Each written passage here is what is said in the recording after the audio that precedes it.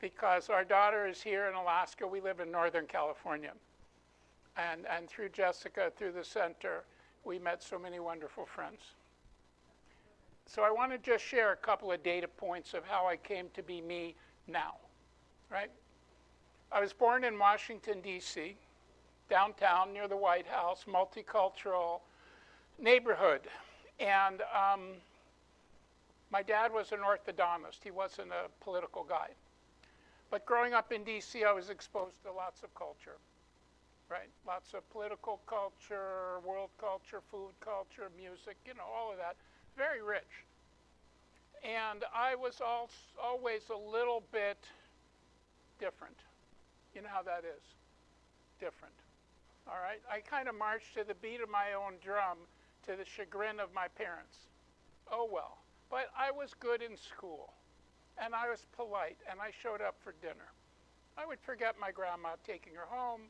I would get preoccupied with my own kind of adventures. But that was D.C. Then I taught school. I taught 6th grade in the inner city downtown in D.C. Very interesting. 1968. So we're in the Vietnam War. African American kids, white teacher. Very interesting. I said, kids, the two most important periods are recess and lunch. So let's learn how to read, learn how to get along, learn how to learn. So I've been an educator all my time. I've been in school 65 years. It's a long time. Short, moving along. Got a master's in education, and the department were from the Baha'i Faith. The teachers were Baha'is. Well, I didn't know much about it, but I learned, and I had very progressed teachers. It would be like having Karen as my teacher, having Kaleem as my teacher. As a 22-year-old, I had these people who were much more than just the information. And it was really about unlocking human potential. So the learning method was really about letting people discover who they are, find a way to express themselves, and really potentiate. So that is spiritual. Okay? Then from there, moved to a farm, bought a farm, organic farm. Oh, no, I went to law school. That's the big turning point. So being a DC guy, being a smart guy, I went to a progressive law school, civil rights, pro-action, all that stuff. And one day I went, I can't study this law no more. I'm going to study the law of nature and spirit. So that's what I said, 23 years old. So I go, Dean, law of spirit, not commerce. This is all about commerce, isn't it? And they go, yeah, it's all about commerce. Because that's kind of the world we live in. That's the religion for many people. So I call mom and pop, nice people. They go, son, you're off the track. I go, I'm on my track. I'll be all right. And then I moved to the country, started a commune, and brought in the first Vipassana meditation group in 1970. So I've been a harbinger, a bringer of new things every step of the way. So lived on a farm, grew veg, started a restaurant, natural food restaurant, food co-ops, and then I said, I'm going to California. Even though Western Mass, this was near Amherst, was just fine. Came to California, started a holistic health center. Holistic with an H, not a W. So even though I'm a pretty down-home regular guy, the spirit is always first.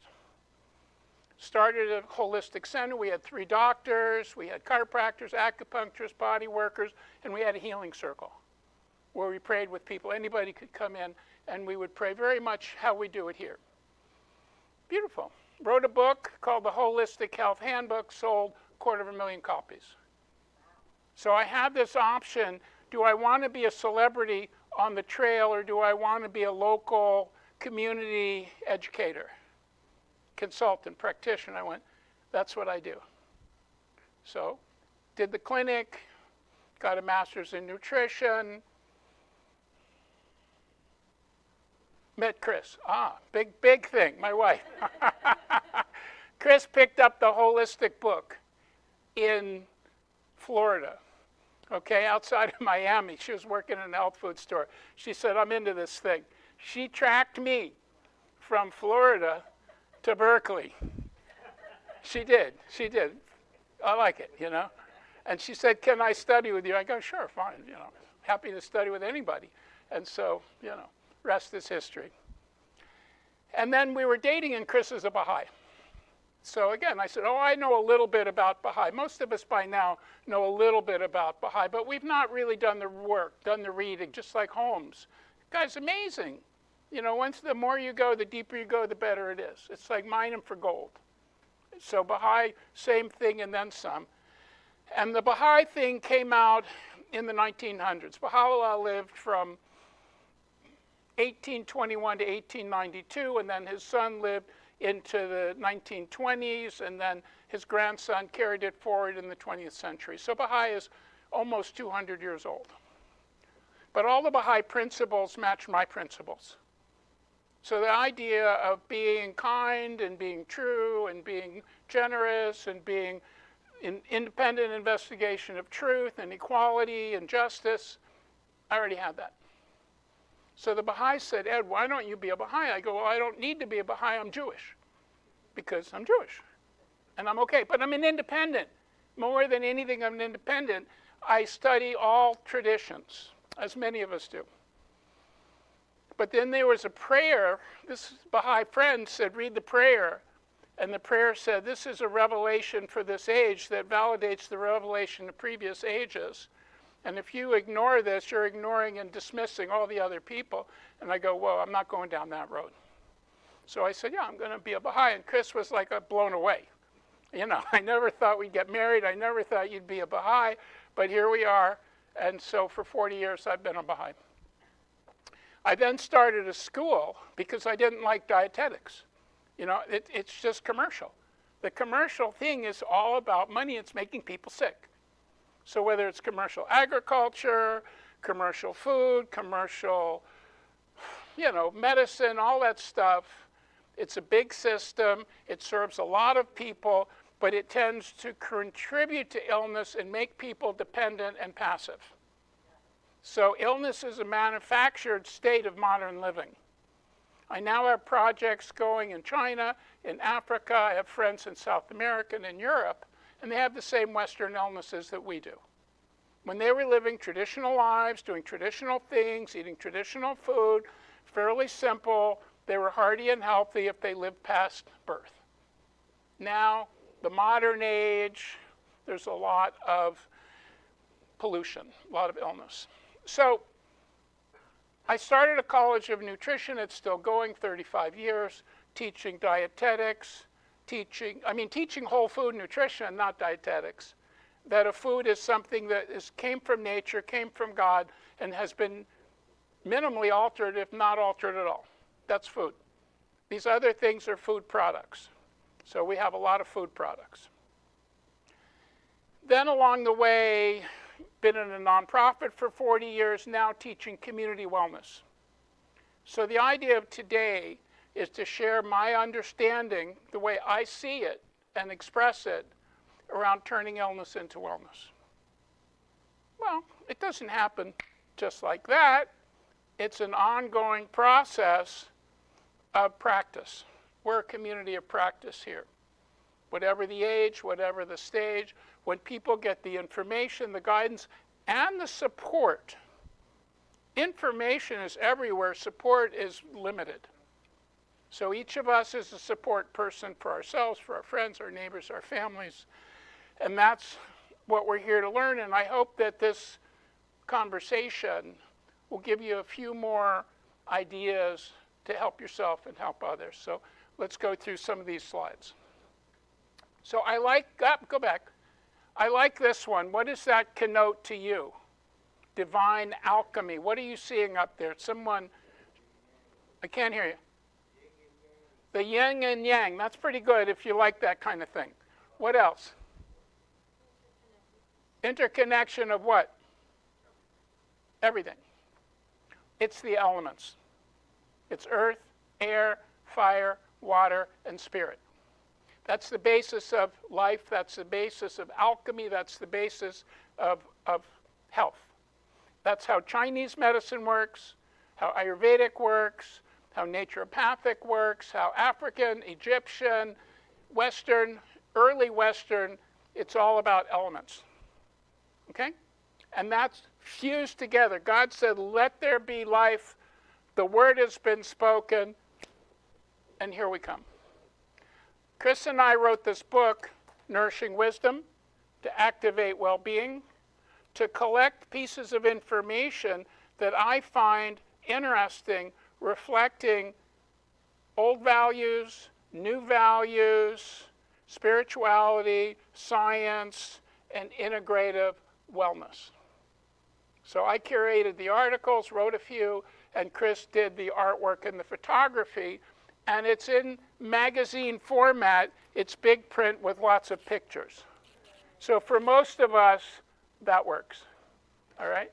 And it's eclectic. My whole approach is integrative eclectic. So let's talk about alchemy. Alchemy originally referred to the ancient philosophical and proto-scientific tradition practiced in Egypt, the Middle East, India, China, and medieval Europe. So when you think of alchemy, do you get any pictures what that might have been or can be? Yeah, it's the chemical in the lab, it's the magician, it's Fantasia. So go back to Mickey Mouse. It's alchemical. It's great. All right, Walt had an expanded consciousness. All right, so alchemy, it's philosophical and a biochemical practice seeking the transformation of matter and the conversion of base metals into gold. That's pretty cool. Turning lead into gold. Illness is more on the lead side. Wellness is on the gold side. And how do we create that? Voila. It also includes pursuing spiritual purification, longevity, and enlightenment. So all the spiritual teachings talk about being one with God, one with spirit, the infinite possibilities, the expanded reality. So if you think about it, dying is alchemical. It's the ultimate alchemical experience of going from one plane of existence to the next plane of existence with glory. Next. The goals of alchemy are material transformation, turning base metals into gold, healing and longevity, purification, rejuvenation, seeking the elixir of life. Isn't that interesting? People are always looking for the magic bullet, the fountain of youth, the elixir of life. And then spiritual information, it's what I call source to soul GPS, God programming system, to get us where we're going. Because you know how the GPS gets us from here to there. But it's source, spirit, to soul, our own kind of direction, higher consciousness, and then it affects body-mind process. In this book, I've got a beautiful article by Dr. Bach, Edward Bach. Anyone know of him? Bach flower essences. The man was an ascended soul. And in an essence, he has a book called Heal Thyself. Beautiful book, written 1920. He said the major problem is disconnection of soul and psyche. That's what shamans do. They're looking for your soul. That's what healing and alchemy is the soul is now directly hooked up and directing our mind-body processes. Name again? B-A-C-H, Edward Bach, Heal Thyself. And then the other one I added, because I am a Baha'i, and we are here as well, is social transformation. So the alchemical process is state of war to a state of peace. This is how do we wage peace? How do we live peace? How do we affect peace on planet in our lifetime? Well, we know the answer, but we'll come back to that, right? We become peaceful. We are peaceful. We hold that energy and we project it outward strongly. All right, illness is a condition of physical, mental, emotional imbalance that contributes to reduced ability to function. Well, it happens. I get ill, you get ill, we get ill. And my kind of anagram, or I forget what you call it, ill stands for I lack love. So if you look at ill, there's an I as predominant. I'm this, I'm that, I'm sick, I'm scared, I'm worried. There's very much about I. And again, there's a reason. But in most cases, we don't have the love we need in the place we need it, in the time we need it. Okay? Wellness, just so you know, is we love life. So the turn from illness, oh my gosh, I'm hurting, which is real, to I'm starting to shift, I love life, is I'm living stronger, better, fuller, with more support and vitality. So illness includes objective disease, could be atrophy, infection, injury, and subjective experience of feeling unwell. The major thing that I'm seeing given world circumstance, and we talked about this with Karen, you know, the conditions is anxiety, is uncertainty, is fear, doubt. You know, it's like, oh my God, this couldn't get any worse, and it's getting worse all the time. So what I'm looking for, and we know, is the antidote is faith and prayer. So the answer to the question is, how do you help someone who's overwhelmed with that, is love, faith, and prayer on a regular basis. That's a big deal, because when we have faith, this too will pass. Illness is objectified by diagnosis and treated with medication. People need medication. People need doctors. I mean, you know, it's not about that. The idea of integrative wellness is health and medicine working closely together to synergize, to bring out the best of both worlds. But some people become their disease. Their disease defines them. That's, you know, they're not a person with an illness. They're an illness in a person.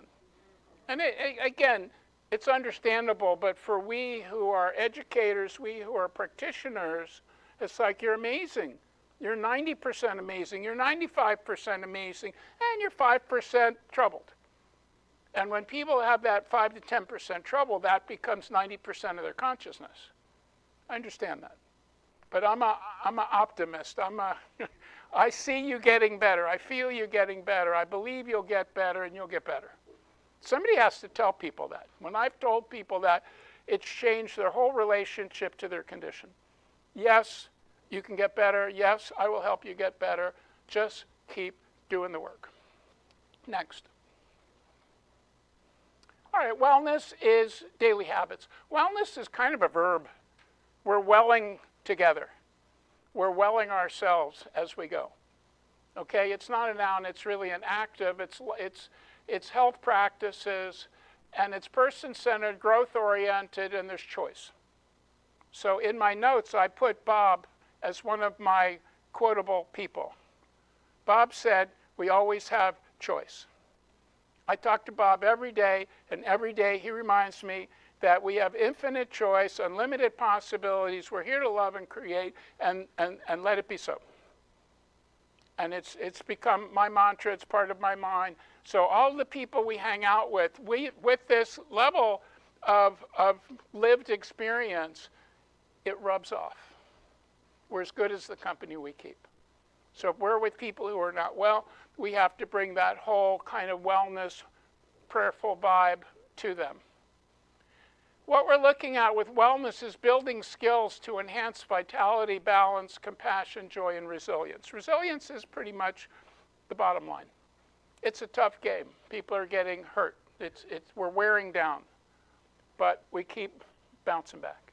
And we will keep bouncing back. We can keep growing, and even growing exponentially as a result of having hardship. And then it's like, well, how is that working for you? Not what can I do for you, but what are you learning given your circumstance, and what type of support and education do you need? So what makes us sick? I'm going to ask the group. Give me 3 or 4 things that bring on illness. Huh?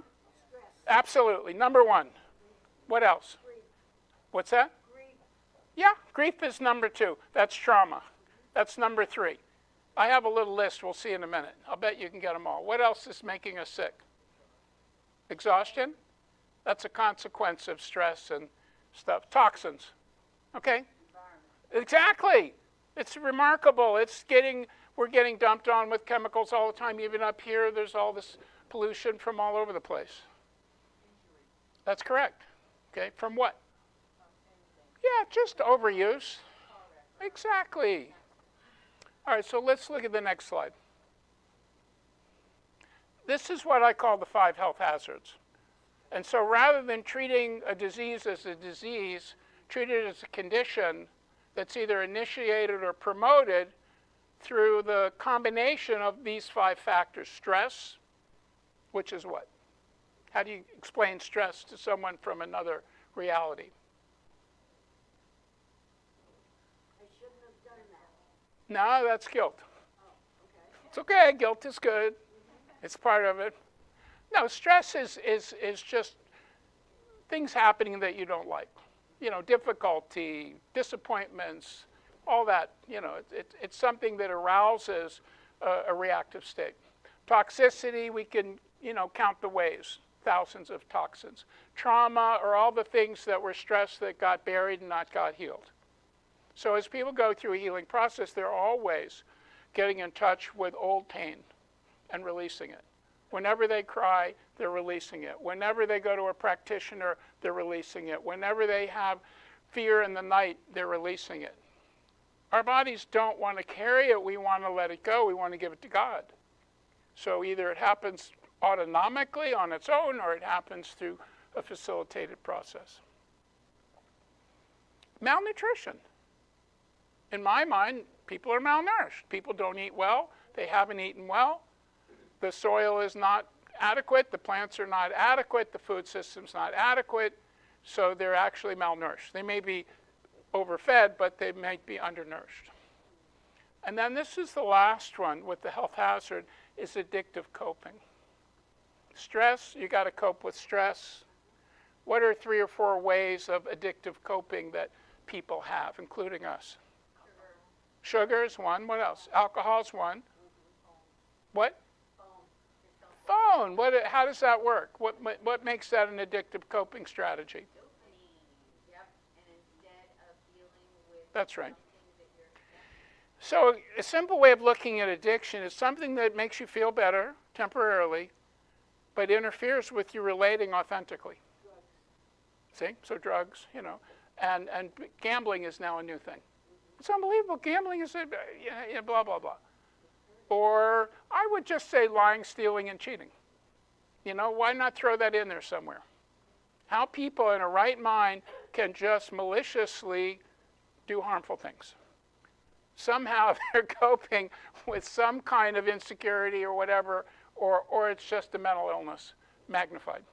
I would say narcissism is also an addictive. It is. So that's what we're up against. It's not just, gee, I have a cardio problem, I need a cardio program. I have a blood sugar problem, I need a blood sugar program. These things are all life adventure. Okay? So let's kick to the next slide, please. All right, these are my core wellness practices that I teach. So I'm a nutritionist. I teach something called eating for health. Eat whole, natural, local foods, eat moderately, eat seasonally, eat with love, share food with other people. That's a good thing. And like on the table there was pastry. Sure, fine, there's pastry. But pastry wasn't the predominant snack for lunch. You see? The predominant snack for lunch were dips and veg and crackers and tea and so forth. So it's not rigid. It's somewhat inclusive. The next is joyful movement. So because of all our modern conveniences, we don't have to move. We can watch other people move. And it can be exercise, but I'm looking more at dancing and walking and singing and playing and just having a physical experience of any level that is expressive and creative. Maybe not so goal-oriented. Because the exercise thing is, it's helpful, it's good, but it can be not necessarily a wellness practice. It can be for some other reason. Yeah. Beg your pardon? Puzzles. Yeah. I see people doing puzzles. Puzzles. Puzzles are okay. Puzzle, I mean, it has its place. Okay. Mindfulness. I have 3 ways of explaining mindfulness. What's the obvious? Yeah, but paying attention. We're here, we're now, we're in the presence. Number 2 is non-judgmental, because that's a killer. As we judge ourselves, we judge other people, we're comparing all these things, it's a killer. I don't like things, but I go, well, I'm not responsible for what they're doing, so I'm not going to get trapped in that whole reactive pattern. That's not very mindful. Mindful is I see it, I experience it. I actually condone it. No, I don't condone it. But I'm mindful. And then the third is connecting with Source, being a tea bag in the divine reality. Okay, steeping in the divine sauce, the divine medium. And that's what we do when we're together. When Karen led that beautiful practice, it's like, yeah, here we are. I'm not thinking about anything, because it's very hard to sit quietly and still the mind. That doesn't typically work. And then the fourth thing in my mind of mindfulness is affirmative prayer. I am an affirmative prayer advocate. Okay? Why not? It works. I am part of the solution. I am God's son, daughter, friend, all that stuff. I am.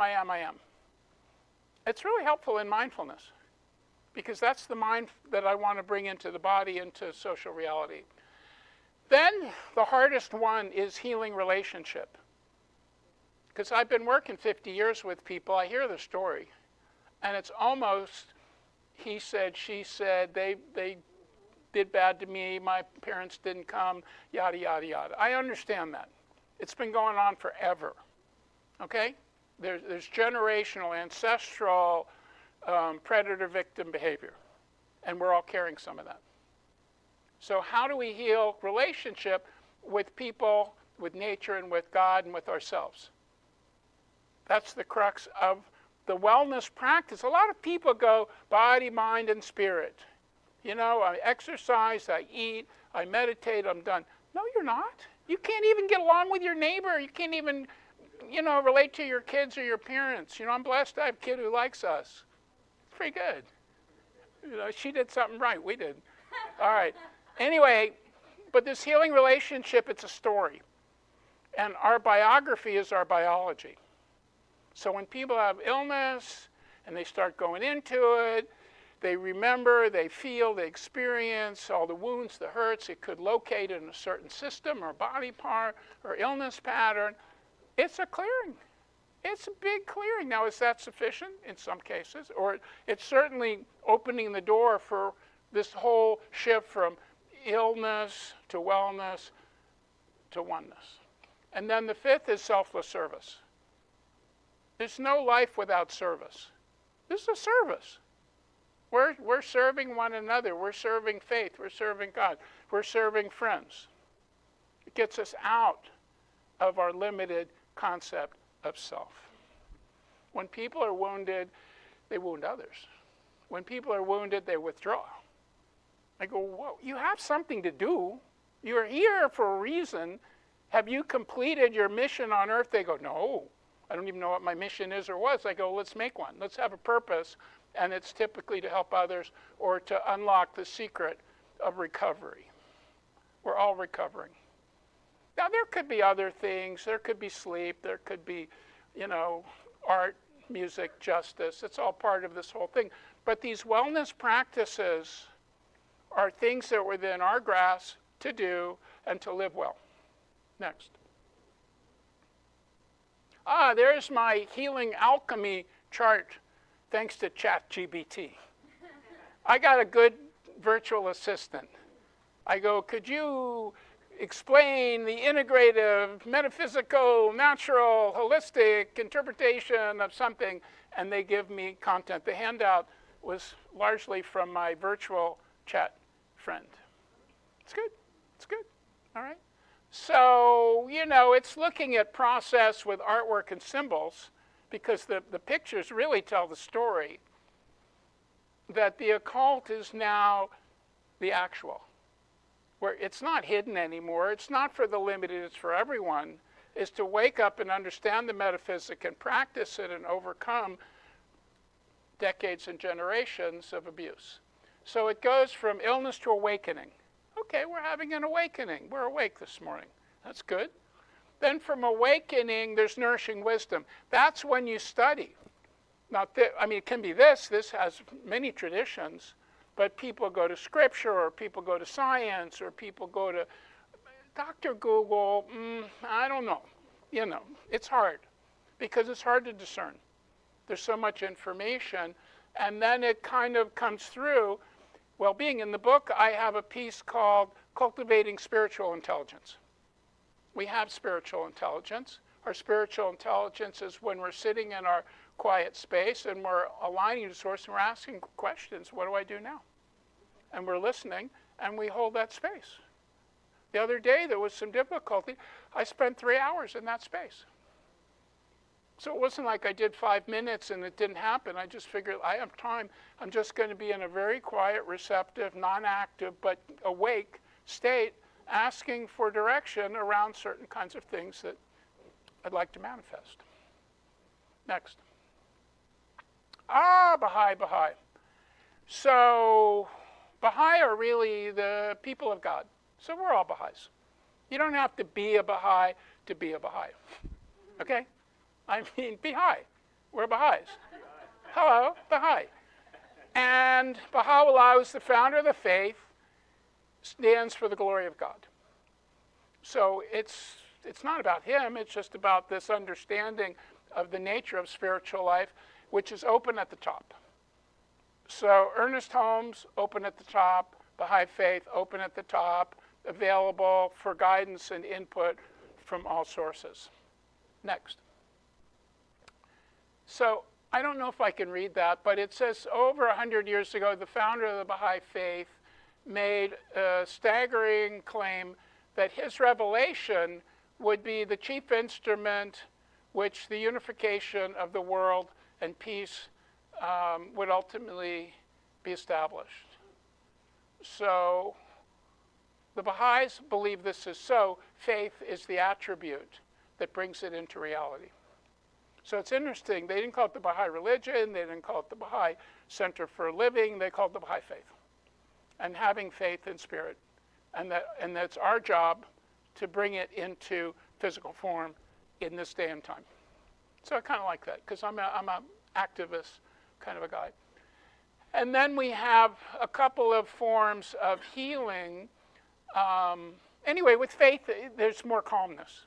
And my acronym for calm is centered and living in the moment. So very often I say, Eddie, calm down. Chris, calm down. We just gotta calm down because you get wound up. So being calm is really an important state to hold as well as we can, as long as we can. Next. So Baha'u'llah wrote 18,000 tracts. Baha'u'llah had a secretary, and he was in prison most of his life, and he revealed. So he just kept revealing, and he himself did scribing in Arabic and Farsi and whatnot, and then he had his secretary who scribed, and then they checked it in. So the volume of revealed material from source is remarkable. And one thing that has really helped me as a Baha'i is he has one book called the Book of Certitude. He said, it's stone cold luck that it's going to work out. He didn't use that term. But he said, the world's going to have peace, people are going to grow up, there'll be a lesser peace where people stop fighting, followed by a greater peace when there's this global system of relationship, government, care for one and all. And that's the plan. So Baha'i has an incredible plan, and we as Baha'is, we're creating community to take care of one another and to actualize the plan and to do it with other friends. So it's not just Baha'is, it's circles and circles and circles and circles and circles. So really there's quite a lot of us. To me, it's the micro-macro biome. Do you know what the microbiome is? Jess? The gut, And what's in the gut? bacteria. 10 to the 14th. You're a mathematician. Bacteria. Trillions of bacteria. 5 to 10% are abnormal. 90 to 95% are healthy. So to me, that's the microbiome within our bodies that needs to be restored by eating whole, healthy, diverse, fibrous, fermented foods. And then in the macrobiome, 9 million beings plus all the angels and other spirits, it's 90% good. But the 5 or 10% that are making noise are really making a lot of noise, and they need to be curtailed through spirit. Because we can't do it through force, so, come on now. But the macrobiome is going through irritable bowel syndrome. The macrobiome is really puking, and it's painful. It's really painful. So one of the notes in there, which I may not have covered, was when you have wellness plus illness, you have wholeness. See, I'm in the prayer circle, and we say it's all good. I say, yeah, it's all good for us, but it's not all good, because it's not all good for everyone. It can be all good, but to be whole, to embrace it all, we have to embrace suffering, injustice, and all this stuff that's going on, and yet be strong and speak truth. Yes, ma'am.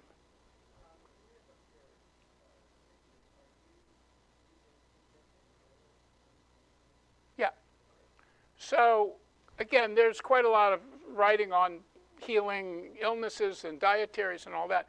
But the thing I included was Baha'u'llah said, if it's a physical problem, do physical remedies, see your physical practitioners and get physical health, and don't mess around. If it's a nervous problem, a mental problem, there's a spiritual lack. So we know that. We see that. And you see this best working through in 12-step programs. First step, I have no control. I'm turning to higher power. I'm coming to meetings. I'm working my steps. I'm getting all that. Yes? Okay, so I really want to understand this, because at first glance, I had written this down before you went back to it about the illness. Yes. For clarity, Yes. is my understanding correct when you're really saying illness tells us to focus? So when we know what the focus is, we know what to use as the wellness, which then equals the wholeness. No. No. No. To be whole is just to understand and embrace that there's suffering. Buddhist, compassion for all people. That's how that's my equation. It's not Baha'u'llah's. Because I can't ignore pain and suffering, illness and degradation. I can pray for it to lift. So by being able to be grateful and blessed that I'm okay, and I have prayers, and I have faith, and I have belief, and I have resource, I'm energetically sharing that with people who don't have that much, hoping and knowing that with relationship, they'll have more of that. And when they have more of that, they start to turn from the illness as defining me towards a state of becoming well and becoming whole and becoming able to tolerate the condition they're in. If I was getting bombed, I wouldn't feel, so good.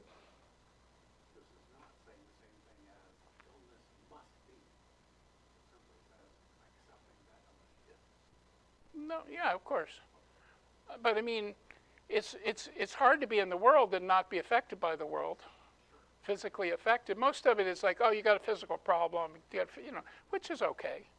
But the metaphysical problem and the lack of integration of mental, physical, emotional, social, and this evolutionary nature, because if we can encourage people to see the transformational aspect of alchemy, the alchemy is going from transformation to transmutation. I prayed that the condition my loved one has is gone.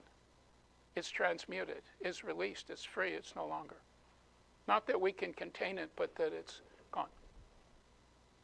And that's my prayer. I'm sticking to it. So with that, I'm going to turn it over to the better half. And Chris is going to share some ideas about Baha'i and Baha'i prayers. So here's a very nice statement. So powerful is the light of unity, it can illuminate the whole earth. So I hear this a lot in Center for Spiritual Livings about unity and oneness and light and all that. It's really great. Would you care to come forward? Let's hear it. Yep, that's you. Okay. Yep. Okay. Is that better? Down. Is that okay? Okay. Good. All right. So,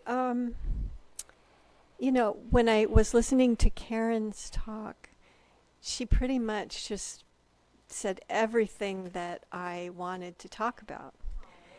No. I'm saying that it was a great introduction to, or a segue into what I'm going to talk about, which is the powers of the human being. Like, we were created with certain powers, and we have steps towards problem solving through prayer. And the center has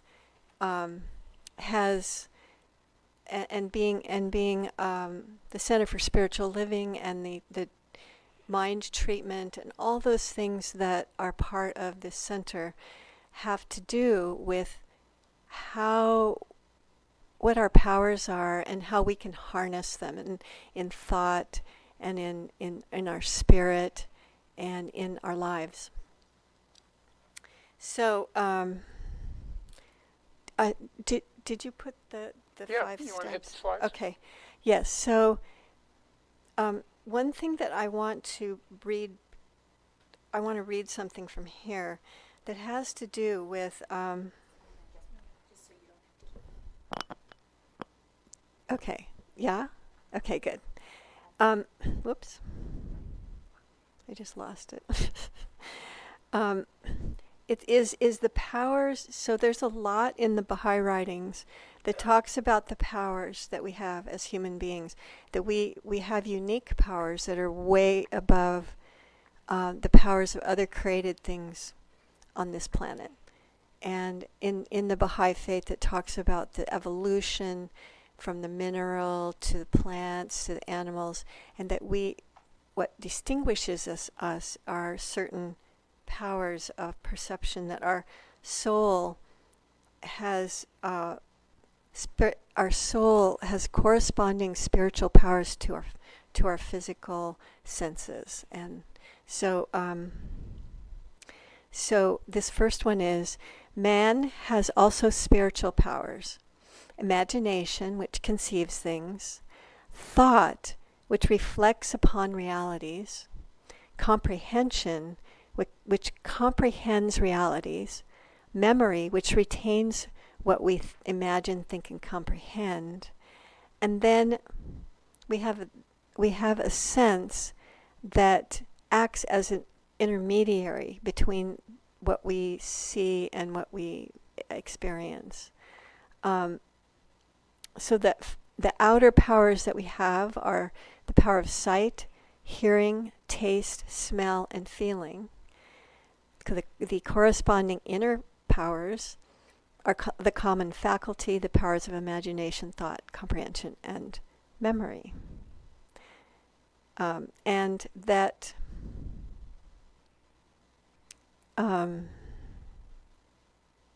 this other, an inner reality, is called the heavenly body, the ethereal form which corresponds to this body. This is the conscious reality which discovers the inner meaning of things, for the outer body of man does not discover anything. It is the ethereal reality that grasps the mysteries of existence, discovers scientific truths, and indicates their technical application. It discovers electricity, produces telegraphs and telephones, and opens the door to the world of arts. It is this power that penetrates the realities of existence and which is not found in the animal. It is an inner reality that comprehends things. throws lights on the mysteries of life and being, discovers the heavenly kingdom, unseals the mysteries of God, and differentiates man from the animal. Of this, there can be no doubt. So this is Baha'u'llah's son. So in the Baha'i writings, there's kind of a corresponding power of problem solving through prayer. And so these, I'd like to go through these steps. So let's see. Okay, so if you could go to the first step. So if you could go to the first step.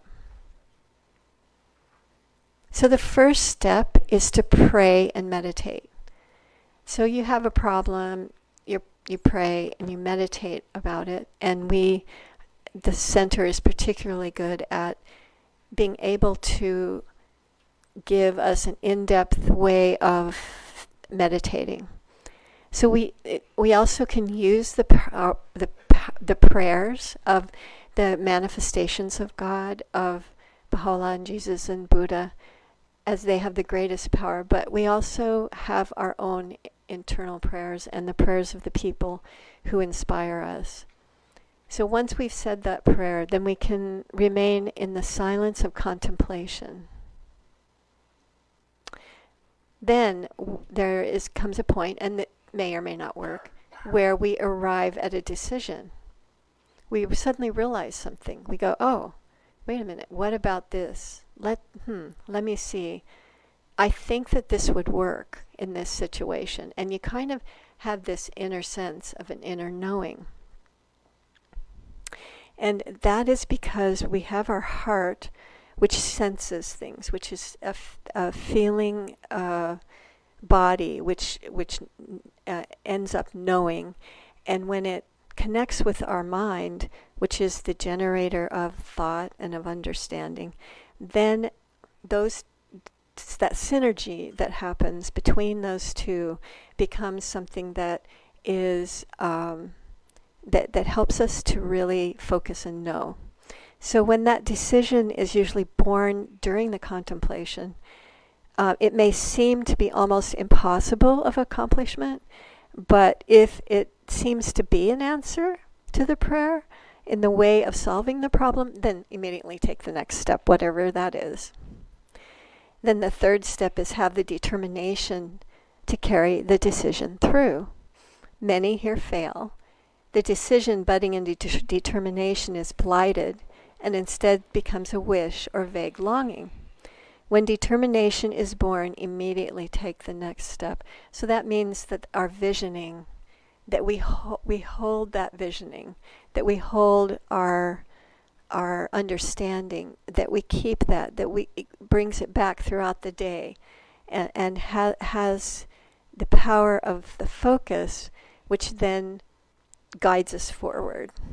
The fourth step is to have faith and confidence that the power will flow through you, the right way will appear, the door will open, the right thought, the right message, the right principle, or the right book will be given to you. You just have that. You can just know that that is going to be the miracle, the infinite possibility that's going to show up. And you have to hold it and walk with it so that that will happen.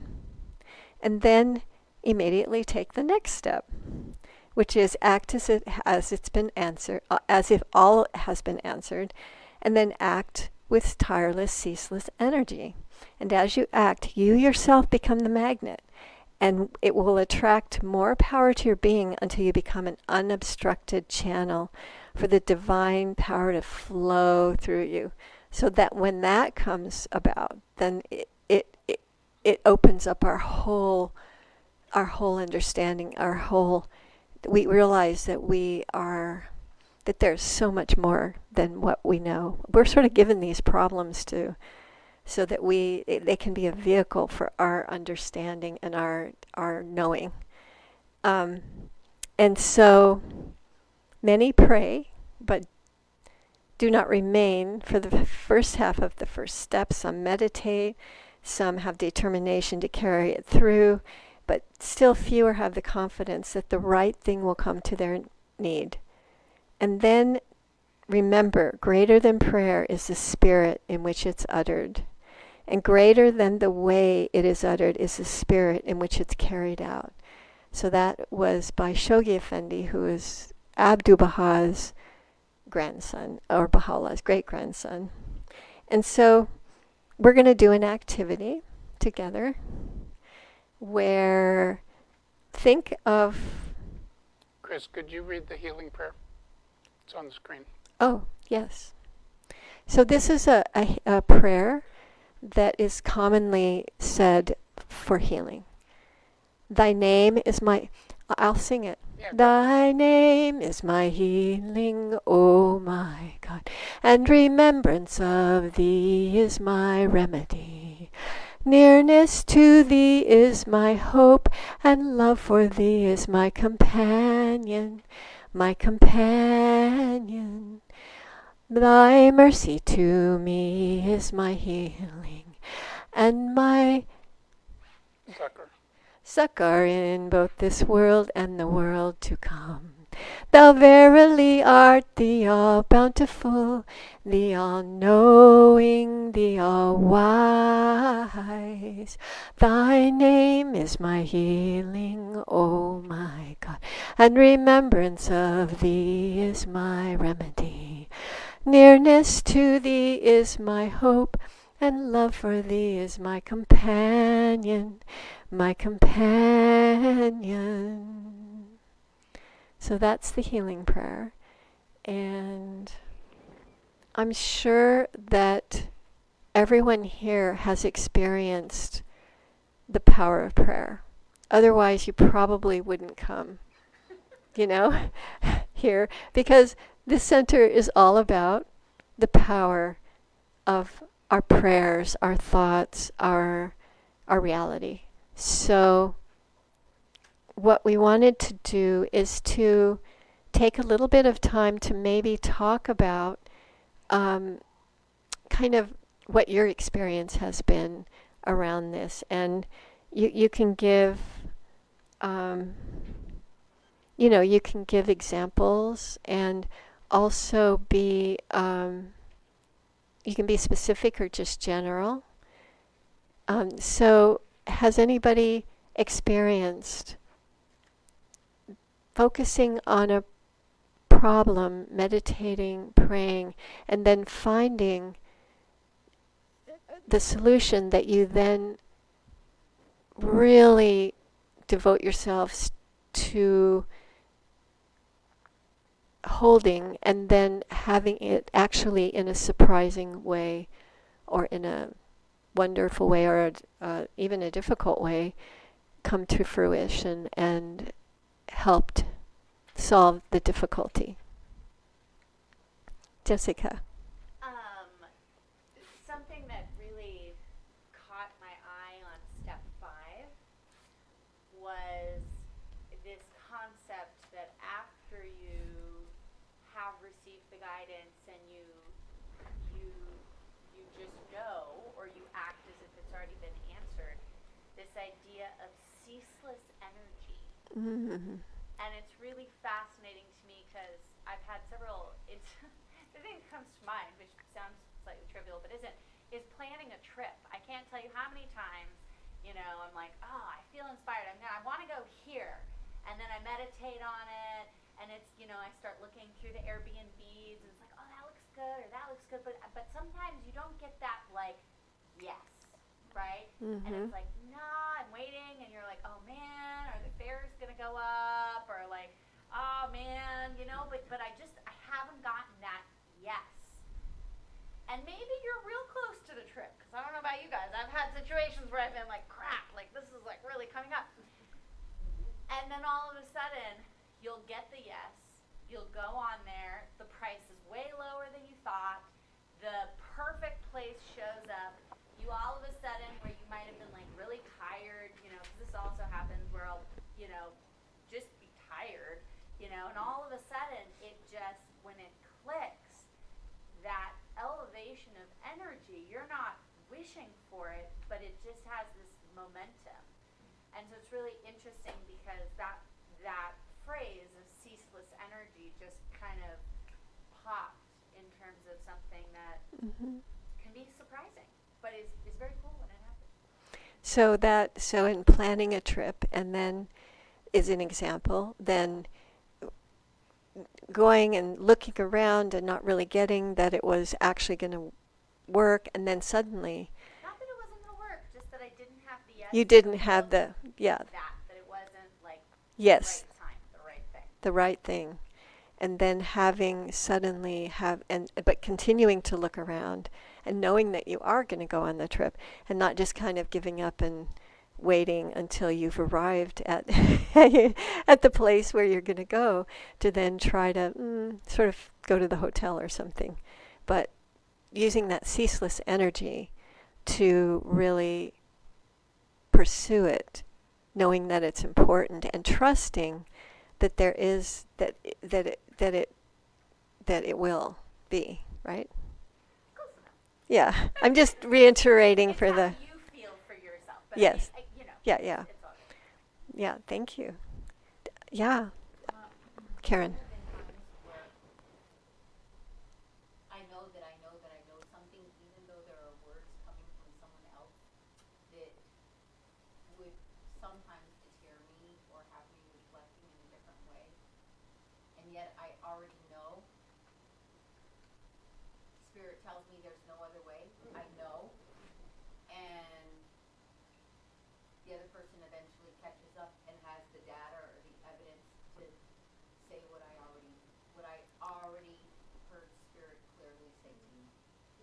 And that has happened for me. That has happened with people that I love. They will say something to me, and they will say clearly what it is that they had prayed about, and there was the answer. And yet something is showing up that's making it so that they might sway. So the way that they're presenting their words is like swaying for them. And then I'm just like, oh no, whoop, right to the, oh no, I heard what you just said. Spirit already said this, whoop, and I am aligned with what Spirit already said, right, Colleen? And it's, I just see it. I don't know how to explain it. It's just there. I know. And whatever kind of like words are coming, I'm like, no,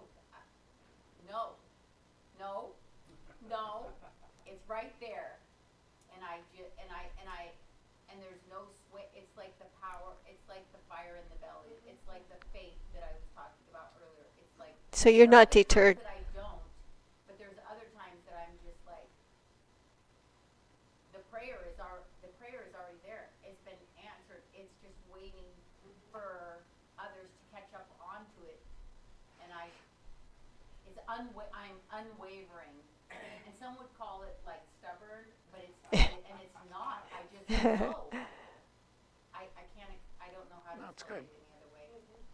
It's just. But you have to have that inner knowing that it is the the direction. If your mind and your heart are connected together, and your whole self is knows, feels it, understands it, then you can follow that, because it is it's the light that you're helping you to go from here to there, right? It's the light and the inner knowing. Yeah.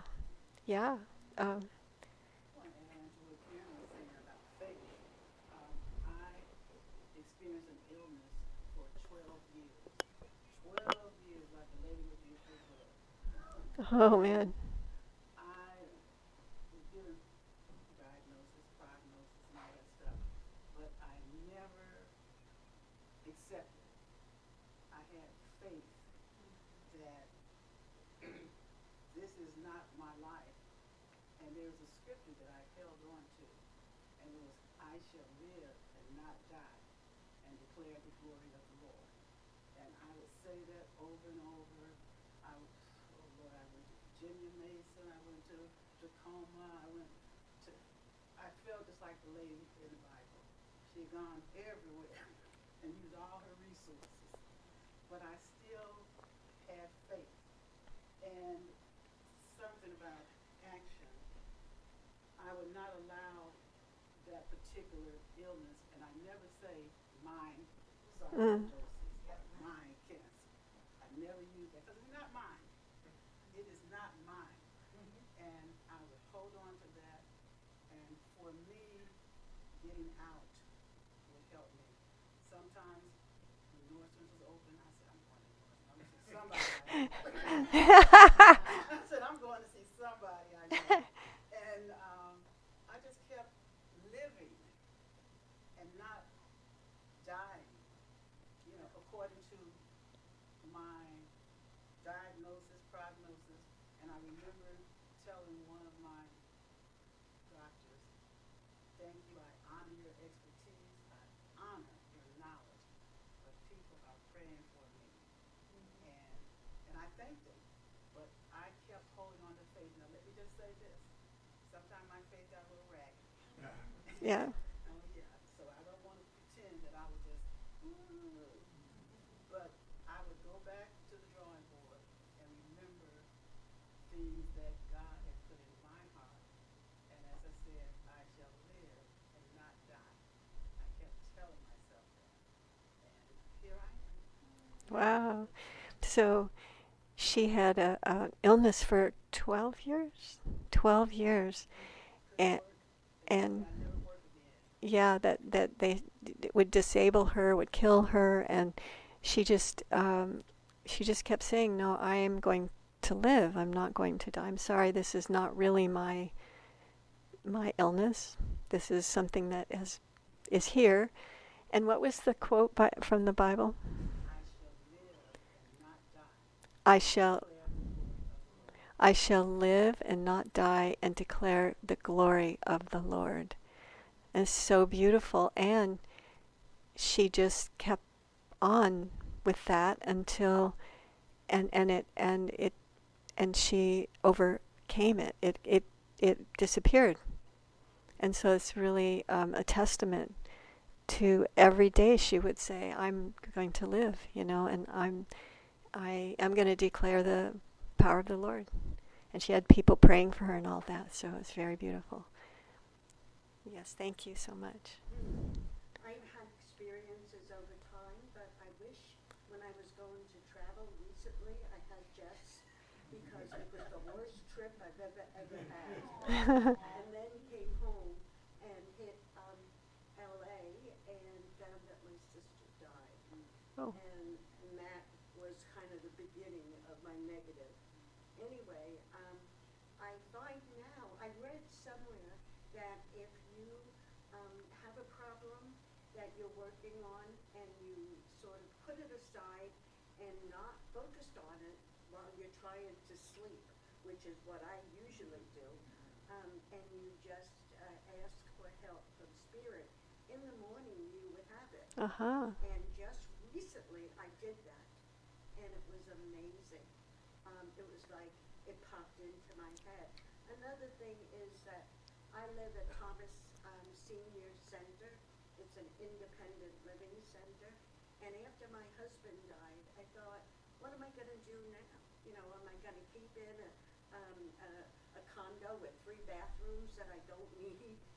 And I realized that a couple of years before that, we had put our names on getting an apartment at Thomas Independent Living.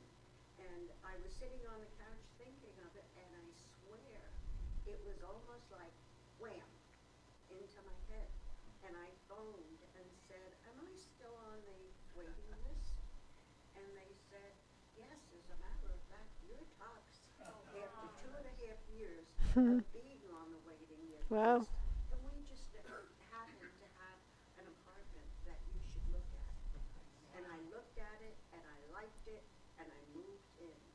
And so there's another example of it working. And I could go on and on and on with these, surprises. And it's wonderful. And your talk, both of you, are amazing. So thank you. Thank you.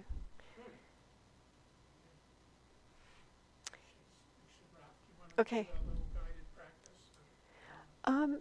I kind of feel like Karen's meditation was perfect, so I'm going to just let it sit there, and I think I have.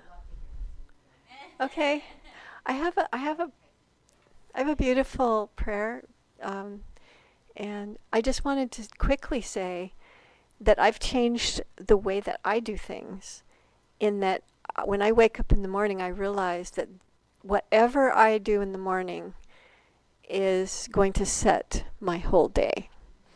And I was scrolling. Yes, I was scrolling, and that did not work very well. So now I wake up, I do different meditations. I really like Joe Dispenza's morning meditation because he plays this really ethereal music, and he talks about things, and has a lot of affirmations that is included. But I also say prayers.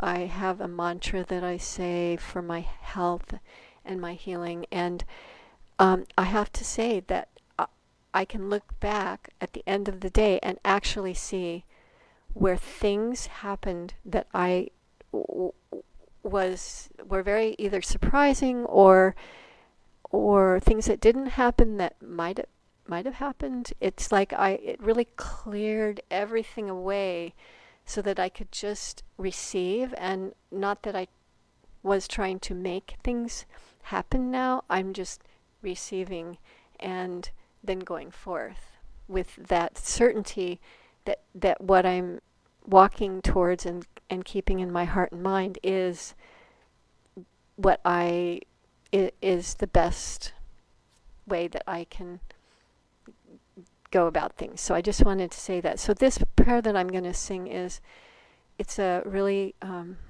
bright prayer.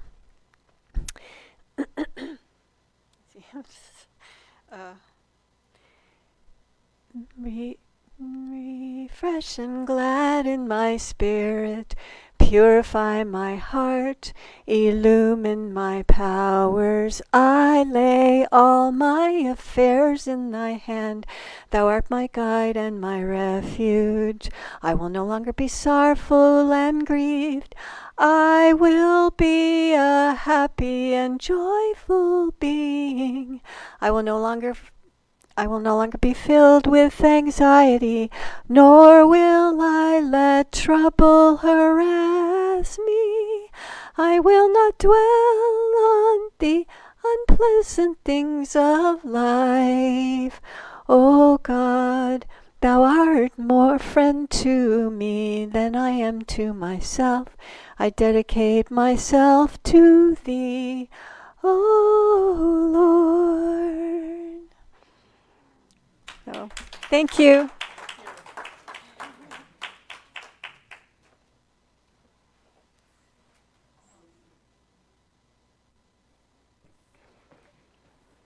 Thanks for coming and being with us. Keep it going, keep it growing. Keep us in your thoughts, and we'll keep you in ours too. Take care, everyone. Bye-bye. Namaste. And I just want to say we're going to be continuous thankful to Ed. Oh, yeah. Okay, and to Chris, and Jessica for introducing me. You're welcome. They're my friends.